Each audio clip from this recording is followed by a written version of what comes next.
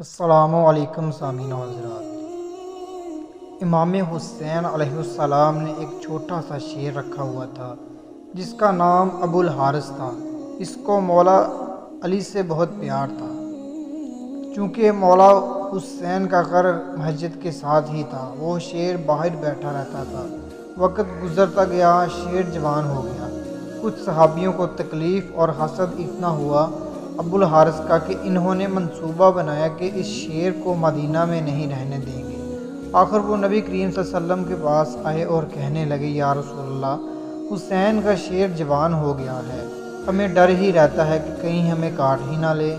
جنگل کی چیزیں ہیں، جنگل میں ہی اچھی لگتی ہیں، نبی پاک صلی اللہ علیہ وسلم اس کو جنگل نہ چھوڑ آئیں۔ نبی پاک صلی اللہ علیہ وسلم نے فرمایا، کل تم کو یہ شیر مدینے میں نظر نہیں آئے گا۔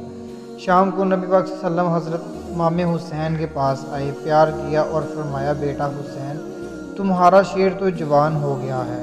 امام حسین مسکرائے اور نانا جان کی گردن میں باہیں ڈال کر بولے، جی نانا جان، جیسے جیسے بڑا ہوتا جا رہا ہے مجھ سے محبت زیادہ کرتا جا رہا ہے، میرے بغیر نہیں رہتا ہے۔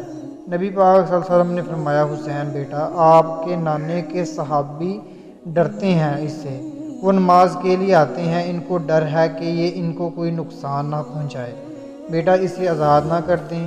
یہ کہنا تھا کہ اتنے بڑے بڑے آنسو حضرت امام حسین کے رخسار پر آئے، مگر مسکرا کر فرمایا، نانا جان، آج کا دن نکال لیں، کل آپ کو ابو الحارث نظر نہیں آئے گا۔ نبی پاک صلی اللہ علیہ وسلم نے فرمایا، بیٹا حسین، آج کے دن کیا کرو گے؟ امام علیہ السلام روئے اور فرمایا، نانا جان دیکھیں، باہر شام ہو گئی ہے اور یہ وقت کسی کو گھر سے باہر نکالنے کا نہیں ہے۔ نبی پاک صلی اللہ علیہ وسلم نے مولا حسین کو سینے سے لگا لیا۔ جب مولا تہجد کی وقت شیر کو خوراک دینے آئے تو ابو الحارث نے کہا، مولا، آج اتنی جلدی احسان؟ حضرت امام حسین نے ساری بات ابو الحارث کو بتائی۔ ابو الحارث نے کہا، ٹھیک ہے مولا، میں جاتا ہوں، پر ایک شرط ہے، پھر ایک دن ضرور ملاقات ہو۔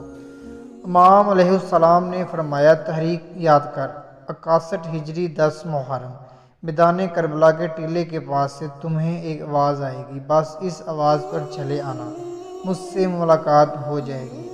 ابو الحارث نے کہا، مولا، آواز کون دے گا؟ آپ نے فرمایا، نہیں۔ ابو الحارث نے کہا، آپ کا بھائی عباس؟ آپ نے فرمایا، نہیں۔ تو پھر کون آواز دے گا؟ امام علیہ السلام روئے اور فرمایا، میری 4 سال کی بیٹی سکینہ تمہیں آواز دے گی، یہ ہماری اماں فضا آواز دے گی۔ آج بھی کربلا میں وہ مقام موجود ہے جہاں کھڑے ہو کر بی بی فضا نے ابو الحارث کو آواز دی تھی۔ ہائے وہ روز عاشوراء کہ بس بیٹی نے آواز دی، ابو الحارث جلدی آ، میرے بابا کی لاش پر گھوڑے بھاگ رہے ہیں۔ مگر ہائے افسوس، جب ابو الحارث کربلا کی زمین پر پہنچا تو امام علیہ السلام کی لاش 7 حصوں میں تقسیم تھی۔ ہائے حسین، ہائے سکینہ۔